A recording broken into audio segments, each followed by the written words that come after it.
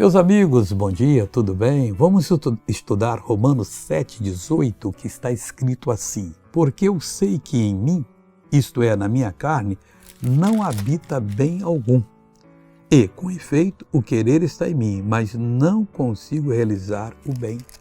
Quem falou isso foi um homem que foi elevado ao terceiro céu, que ouviu coisas que ao homem normal não é lícito ouvir, nem aprender.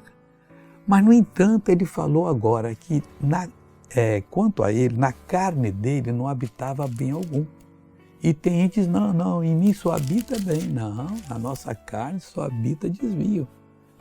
Nós temos a obrigação de todo dia ler a Bíblia, ver o que ela está falando e nos acertar. Porque depois que corromper, depois que a vaca for para o brejo, aí não tem jeito, ela vai estar toda enlameada. Segura bem aí, em nome de Jesus. Ele disse que ele não conseguia realizar o bem. Nós só conseguimos com a ajuda do Senhor. Veja essa pessoa que foi abençoada e eu já voltou. Ele está inchado, eu estou fazendo fisioterapia há muito tempo, ele não vai. E agora eu consegui fazer isso. Só não fazia isso? Não.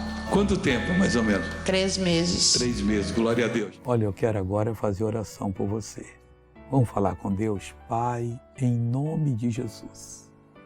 Eu uno a minha fé com a fé dessa pessoa. Eu paraliso toda ação maligna na vida dela.